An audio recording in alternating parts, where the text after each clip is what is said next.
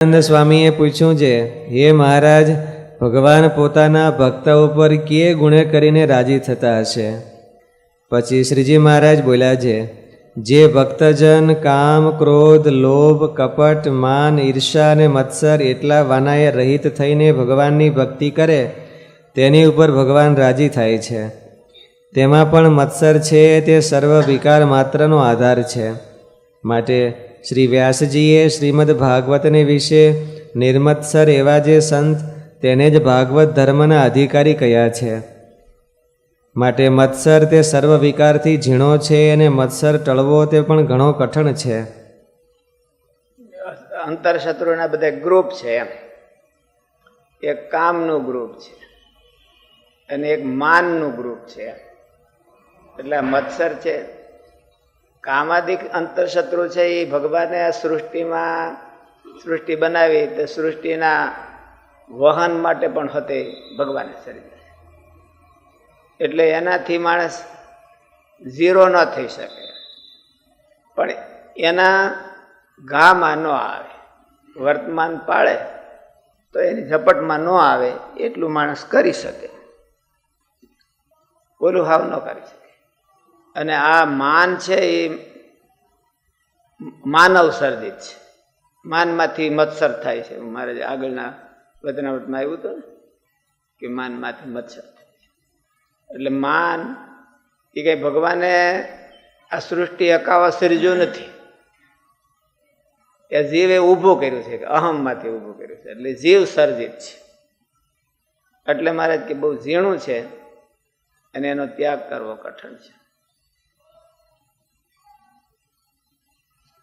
મચ્છરની પ્રક્રિયા સમજાય એવી નથી, એની પ્રોસિજર છે ને એ સમજાય એવી નથી. એટલે બહુ મારે ઝીણો કીધો એને.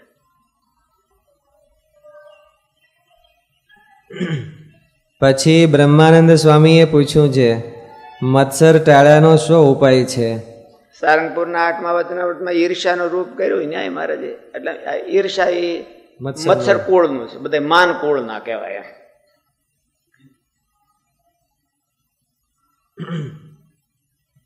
પછી શ્રીજી મહારાજ બોલ્યા છે, સંતને માર્ગે ચાલે ને જે સંત હોય તેનો તો મત્સર ટળે, અને જેને સંતને માર્ગે ન ચાલવું હોય તેનો તો મત્સર ન ટળે. લ્યો, મત્સર ટાળવાના ઉપાયમાં ચાંદ્રાયણાદિક વ્રત ન કીધા. ચાંદ્રાયણ વ્રત કરે અને મત્સર હોય કે નહીં? ઉલટો ઢગલો થાય એમ. એટલે ચાંદ્રાયણ વ્રત કરે, ઉપવાસ કરે તો મચ્છર ટળી જાય. કામાદિક ધીરા પડે પણ માન ધીરું ન પડે. એટલે આ માન કુળનું છે. મચ્છર ધીરો ન પડે, ઈર્ષા ધીરી ન પડે. એને તો કે સમજી અને સાધુને માર્ગે બીજો કોઈ એનો ઉપાય નથી. સાધન દાન કરે એટલે મચ્છર ટળી જાય, ત્યાગ કરે એટલે મચ્છર ટળી જાય, એવું કાંઈ નહીં. સમજીને ટાળે. મહારાજ કે સાધુને માર્ગે હાલવું હોય અને પહેલા તો પોતાનો મચ્છર ઓળખે અને ટાળવા પ્રયત્ન કરે તો ટળે, નકર ન ટળે. સમજીને ટાળે તો જ ટળે. અને કામાદિક છે એ વ્રત ઉપવાસ કરે તો ઓછા થઈ જાય, ધીરા પડી જાય.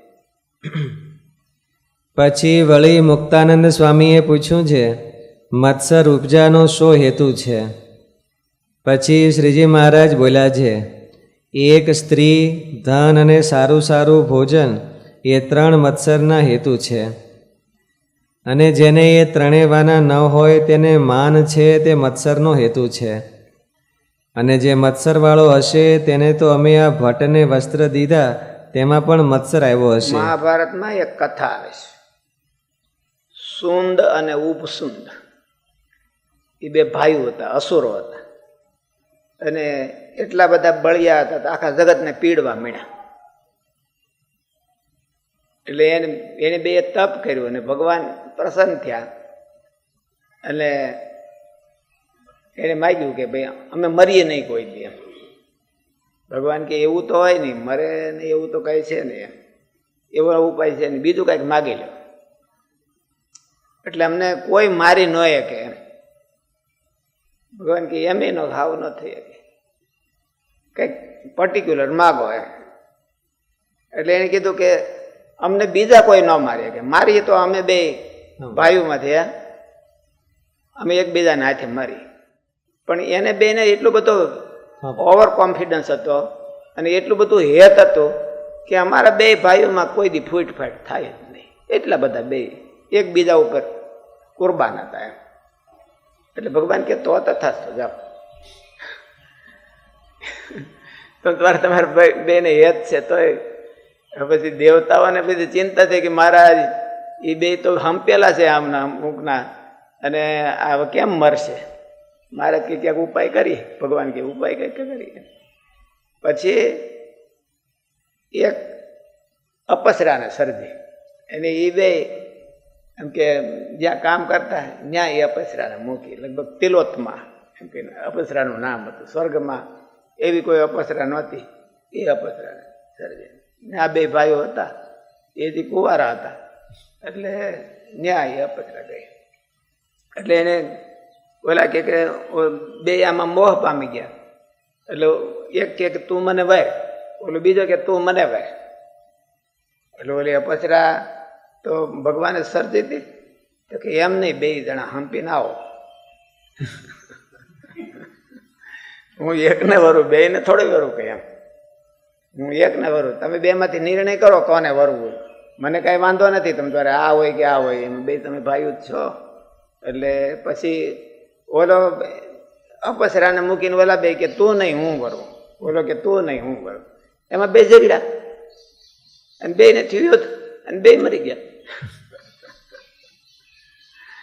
મહારાજ કે સ્ત્રી, ધન અને સ્વાદ એમાંથી મત્સર ઉપજે છે, એમાંથી મત્સર ઉપજે. આ કથા ધૌમ્ય ઋષિએ યુધિષ્ઠિર મહારાજાને બધા પાંડવોને ભેળા કરીને કીધી. ક્યારે? દ્રૌપદીને સ્વયંવરમાં જીતીને આવ્યા ત્યારે.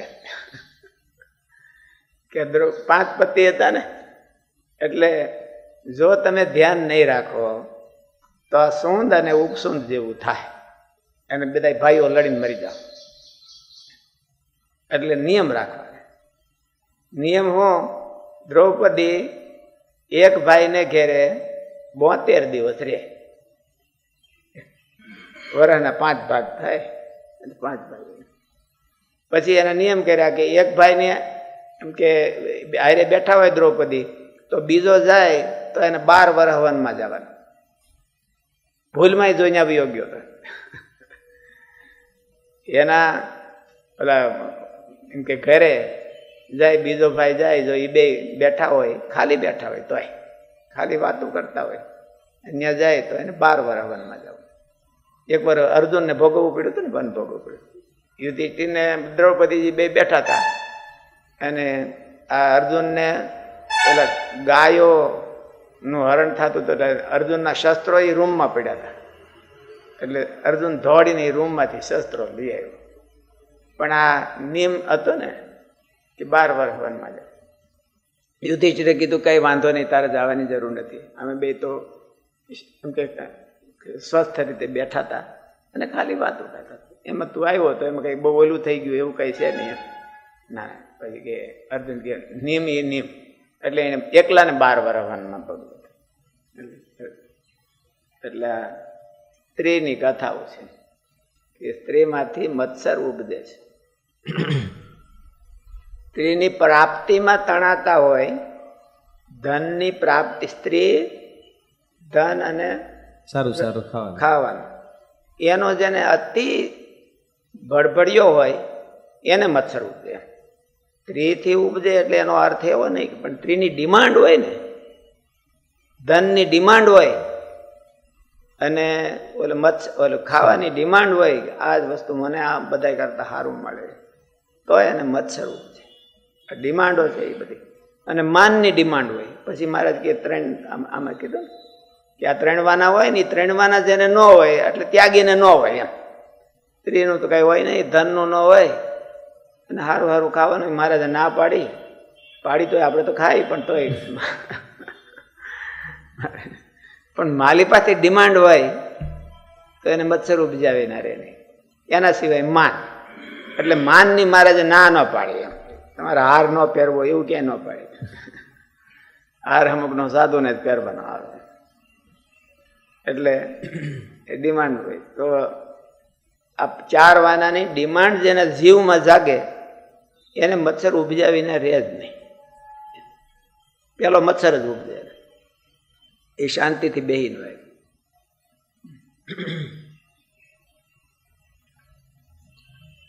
પછી વળી મુક્તાનંદ સ્વામીએ પૂછ્યું છે, મત્સર ઉપજાનો શું હેતુ છે? આપણે સંતો ન કહેતા, આપણે ઝઘડો છે પેલું કે મારે હું ક્યાંય કોઈ જગ્યાએ બીજા નંબરમાં હોવો જોઈએ નહીં. એમ હોય તો પહેલા નંબરમાં ન રાખવો હોય તો ઇક્વલમાં, પણ બીજા નંબરમાં મારી ખુરશી મારું આસન ક્યાંય ન હોવું જોઈએ. આ માણસને માન મત્સર ગણો તો જઈએ.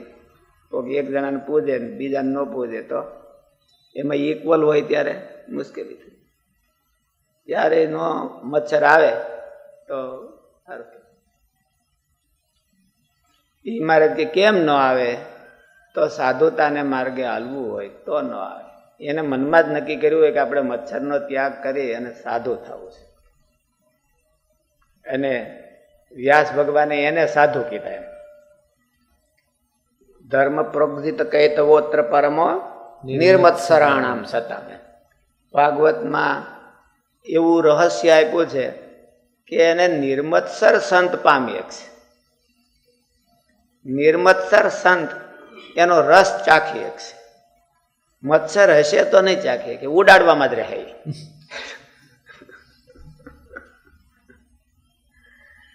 એટલે નિર્મત્સર સંત છે એ ભગવાનનો રસ ચાખી શકે છે.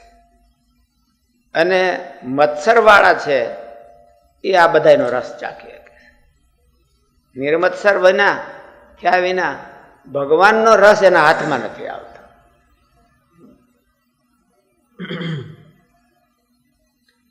પછી વળી બહુ અદભુત છે.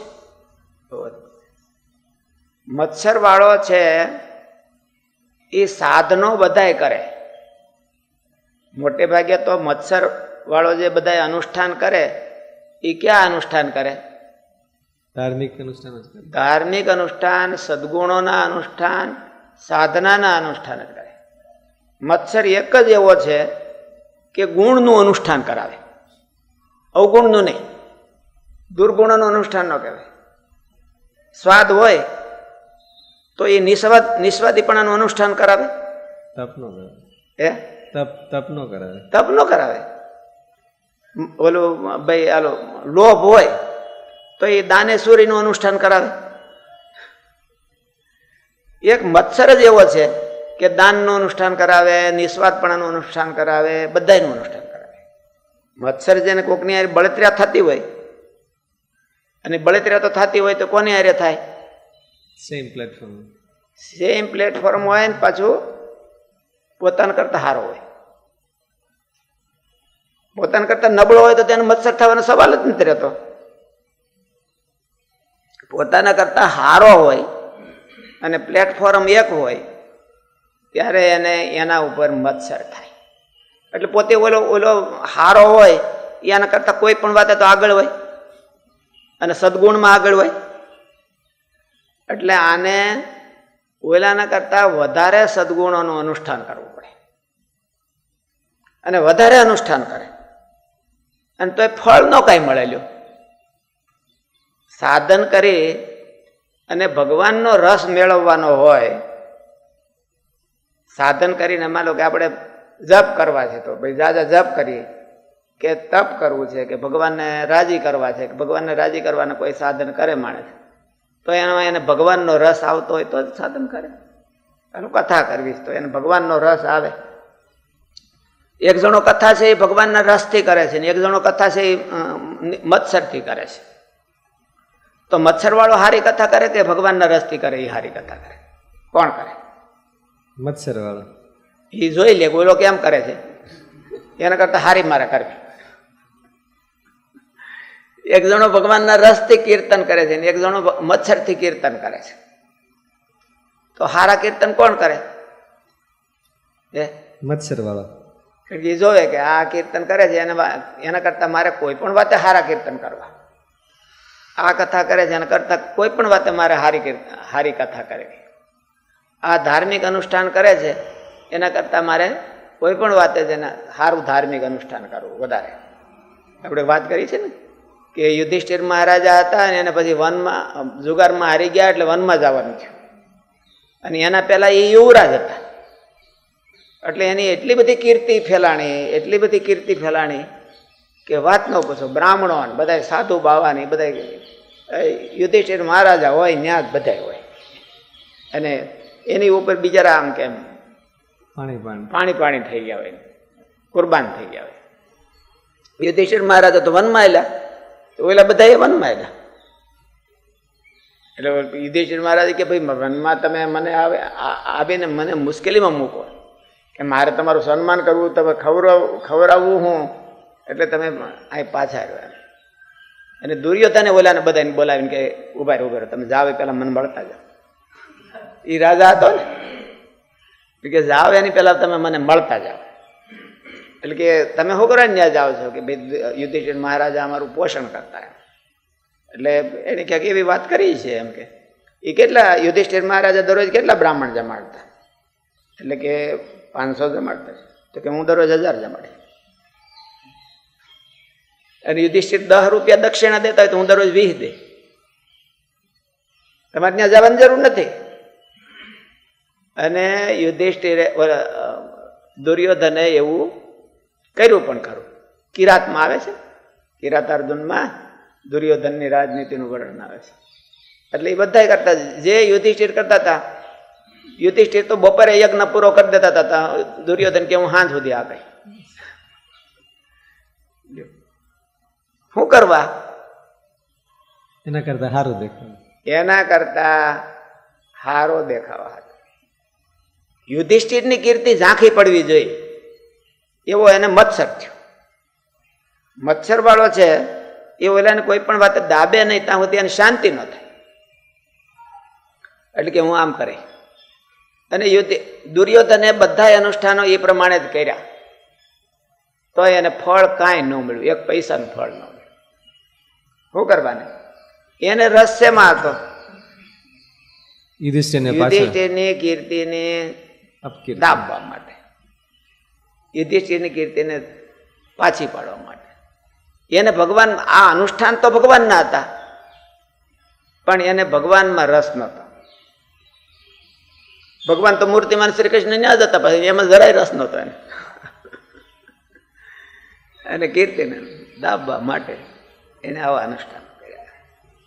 કર્ણને અર્જુનની હારે ઈર્ષા અને મત્સર હતા. એટલે એ દ્રૌપદીના સ્વયંવરમાંથી થયું. ત્યાં સુધી તો કાંઈ, ત્યાં સુધી થોડો દબાયેલો હતો. દબાયેલો શું હતો કે દ્રોણાચાર્યએ એને બાણ વિદ્યા ન શીખવાડી, કે હું તો રાજકુમારોને જ શીખવાડું છું. થોડોક દબાયેલો હતો. પછી પરશુરામ પાસે શીખી આવ્યો, આના કરતાં સારી શીખી આવ્યો. અને દ્રૌપદીના સ્વયંવરમાં દ્રૌપદીએ જ ના પાડી કે હું સૂતના પુત્રને નહીં વરું. એટલે આને અર્જુનની હારે, અને અર્જુન જીતી ગયો પછી. એટલે આને ઈર્ષા થઈ અને મત્સર થયો. એટલે અર્જુને, કર્ણએ, એટલે મહાભારતમાં કથા આવે છે કે પાંડવો વનમાં ગયા તો દુર્યોધનને શાંતિ થતી નથી.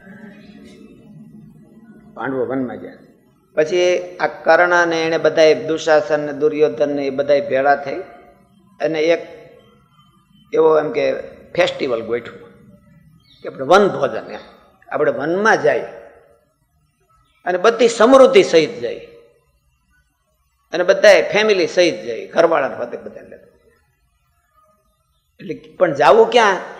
તો કે પાંડવોનો કેમ્પ હોય ને ત્યાં જવું બાજુ.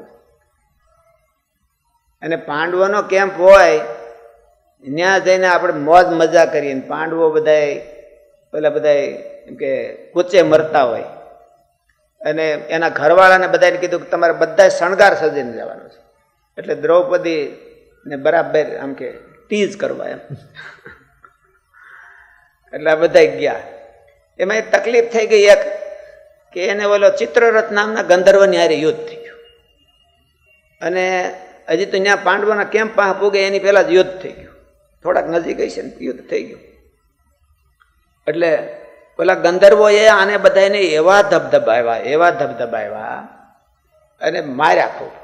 મારીને પછી એની ઘરવાળીઓની સામે આમ ઓલા ગધેડાની ઘોડે હાક્યા વાકા વાકા કે હાલો અને અમારા કેમ્પમાં આવો બધાય. અને ઓલી ડોસીઓને કીધું કે તમે આની વાહે હાંકતા આવો.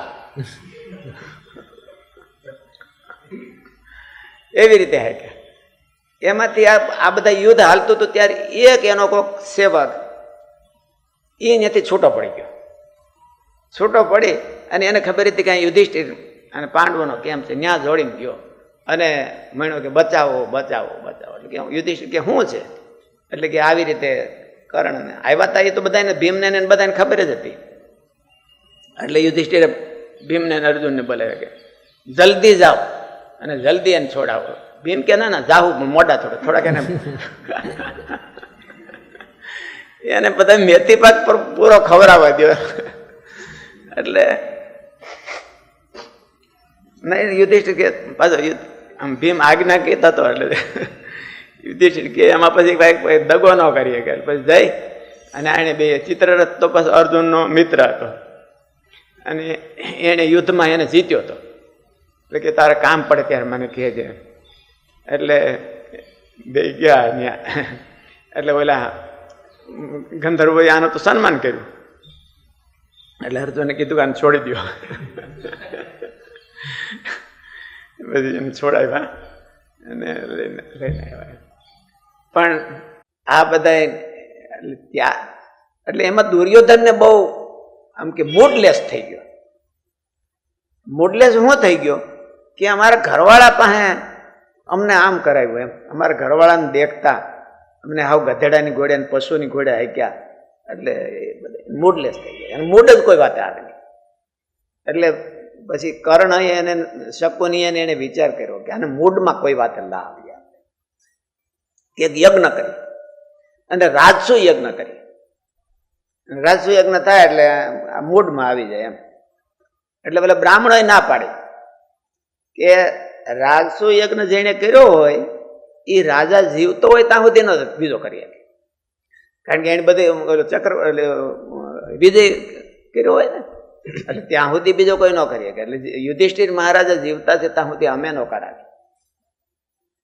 એટલે ગમે એટલી દક્ષિણા દો તો અમે ન કરીએ. એટલે એને મુશ્કેલી કરી કે હવે પછી એને નક્કી કર્યું કે વિષ્ણુ યાગ કરાવી. એટલે ઓલા કે વિષ્ણુ યાગ કરી દે માના રાજસુ ન કરે. એટલે પછી વિષ્ણુ યાગ કર્યો.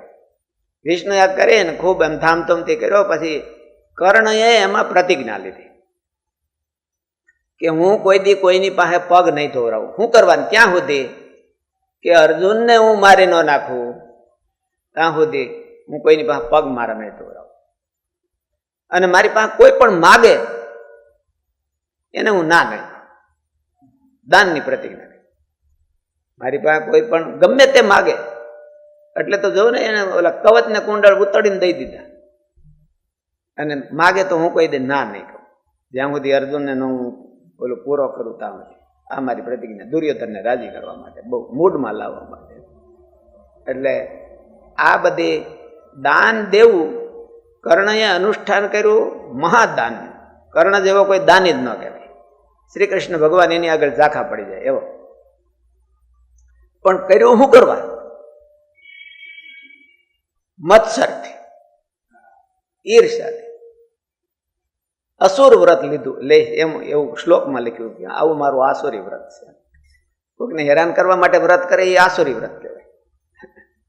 એટલે દાન એટલે મત્સર વાળો છે એ એની જિંદગીમાં સૌથી શ્રેષ્ઠ અનુષ્ઠાનો કરે. શ્રેષ્ઠ જ અનુષ્ઠાન. આ મત્સર દોષ જ એક એવો છે. બાકીના બીજા બધા દોષ છે એ નબળા અનુષ્ઠાનો કરાવે. લોભ છે, કામ છે, સ્વાદ છે, બધા એ નબળા અનુષ્ઠાન કરાવે. આ મત્સર એક જ છે અને માનના કુળનો છે એટલે માન હોતે બધા સારા અનુષ્ઠાનો જ કરાવે. કોક જો સારું કરતો હોય એના કરતાં પણ સારું કરાવે અને ફળ કાંઈ ન મળે એને અનુષ્ઠાન. એટલે મહારાજ કે બહુ ઝીણો છે. ઓલો સારું કરતો હોય ને એને કેમ ખબર પડે કે ભાઈ આ સારું કરે છે કે મોડું કરે છે?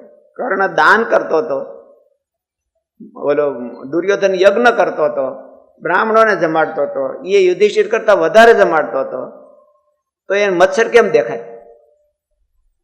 એટલે મહારાજ કે બહુ ઝીણો છે. સારું કરતો હોય, સાધુતા રાખતો હોય, સાધુતાના બધા અનુષ્ઠાન બધા ગુણોનું અનુષ્ઠાન કરતો હોય, સિવાય કે મત્સર. તો સાધુતા કોણ સાધુ ગણાય? આમ કે ડ્રમી અને નાટક કરતો હોય એવું નહીં હો, રિયલ અનુષ્ઠાન કરતો હોય, તપ કરતો હોય, તો આ મત્સર કરાવે. મત્સર રિયલ અનુષ્ઠાન કરાવે. એટલે કેટલો બધો ઝીણો છે કે સારું કામ કરાવે અને ફળ નબળું આપે. કામ સારું કરાવે, નબળું ફળ મળે. તો કર્ણને શેમાંથી મત્સર થયો? હે? કર્ણને આજે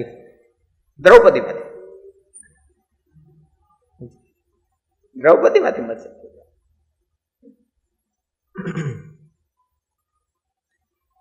પછી વળી મુક્તાનંદ સ્વામીએ પૂછ્યું છે, મત્સર ઉપજાનો શો હેતુ છે? પછી શ્રીજી મહારાજ બોલ્યા છે, એક સ્ત્રી, ધન અને સારું સારું ભોજન. બીજા નબળા ગુણો છે, દોષો, એના અનુષ્ઠાન બધાય હીન અનુષ્ઠાન હોય.